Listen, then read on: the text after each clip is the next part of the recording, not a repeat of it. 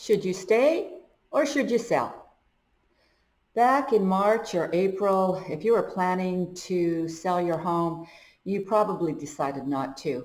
But now, 8 months later, you may be wrestling with a very tough decision about whether to move forward. COVID-19 certainly has changed the real estate industry and the business of buying and selling. You'll notice that I said changed the industry, not stopped. Some would-be sellers are just frozen in place. They're hedging their bets and hoping the situation will be over in a few months.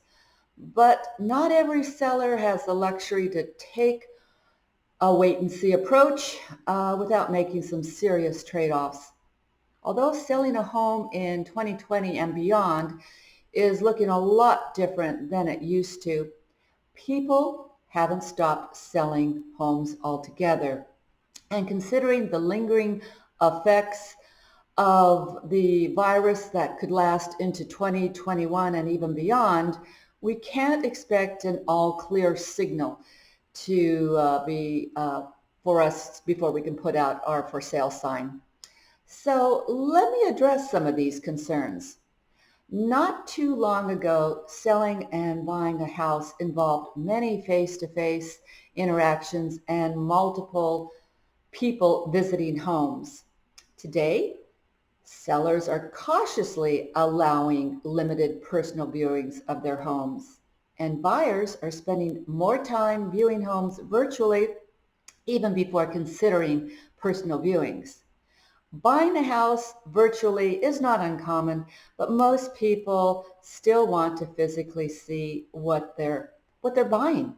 So today, buyers just can't walk into homes that have an open house sign in the front yard, and they can't have a realtor drive them from house to house in a whirlwind manner.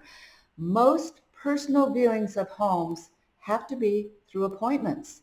So a lot of the face-to-face interactions have been eliminated because sellers and buyers are relying more on Zoom and phone meetings with their agents, and they're also using online digital signatures for the multitude of documents needed to close escrows. Now, the way COVID-19 is affecting the real estate industry right now brings both pros and cons to making a move. Currently, our valley is inventory of homes is at an all-time low, and the homes are selling at or near the list price. So there's definitely something to be said in selling in this unique and potentially fleeting window of opportunity. But buyers, mortgage rates are at record lows, and they're expected to remain low indefinitely. Low rates mean lower mortgage payments.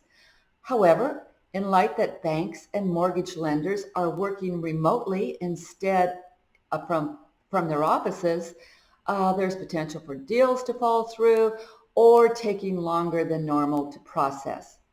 For mortgage loans, it's best to contact a home loan expert to see what's required of you based on the type of loan you're going after. And you should also look at your current and future financial situation when considering if it's the right time to take on such a large financial responsibility. Just because you're able to get a mortgage, it doesn't necessarily mean it's the right time for you to get one. Luckily, most of the loan process for qualifying for a mortgage can be done online. But the questions remain. Should you stay or should you go? Yes, inventory is low, so the pool of buyers is greater in a market with a higher than with a market with a higher inventory of homes. And yes, your home will probably sell quickly and close to list price. But that being said, where do you go after you close? Are you going to stay in the valley? Are you going to move out of the area? Remember, you will sell high, but you're going to have to buy high.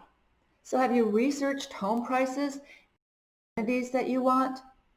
My advice to sellers who have already secured their next home or have an immediate need to sell is to move forward with the sale of your home. And if you're still figuring out your future housing situation, I suggest you have a backup plan, like a temporary housing plan, in case it takes longer than anticipated to purchase your next home. And buyers, before purchasing, have your loan approval secured before seriously looking at properties. And be clear in your price range and your housing expectations so your realtor can identify the right properties for you to view virtually before any personal viewings.